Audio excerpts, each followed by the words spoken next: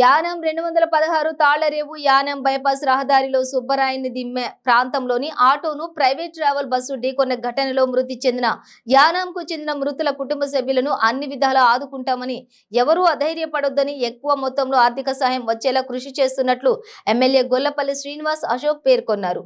ఆయన విలేకరులతో మాట్లాడుతూ బాధిత కుటుంబాలను, వారి పిల్లలను ఏ విధంగా ఆదుకోవాలో ప్రణాళికాబద్ధంగా ముందుకు వెళుతున్నట్లు తెలిపారు.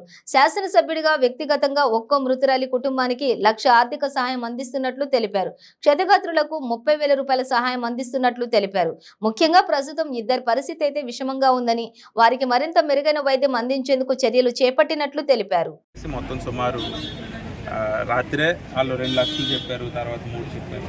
మేము పొద్దున్నే నాకు 5 లక్షలు చెప్పారు. కాకపోతే మనం వేచి చూడాలి కదా అని చెప్పి కలెక్టర్ గారితో కూడా, కాకినాడ మన ఎమ్మెల్యే గారు, కాకినాడ ఎమ్మెల్యే గారు, కొన్నాటి సతీష్ గారు, కన్నబాబు గారు కూడా పూర్తిగా కంపెనీతో మాట్లాడుతున్నారు పొద్దున్న నుంచి కూడా.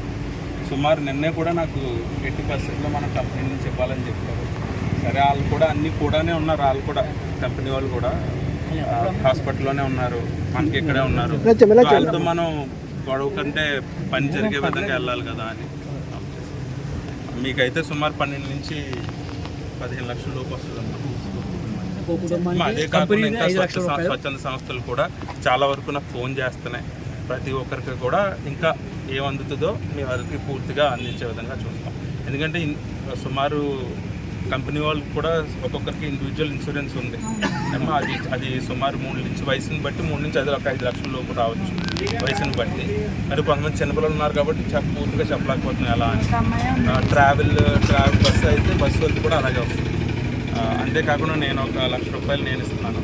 అంతేకాకుండా దెబ్బలు తగిలిన వాళ్ళకి 30,000 రూపాయలు ఏమో గవర్నమెంట్ నుంచి సీఎం గారు రాత్రి నేను 4 గంటలకే 1,00,000 రూపాయలు అనౌన్స్ చేశారు. అది కూడా కొంచెం కొంచెంగా అన్ని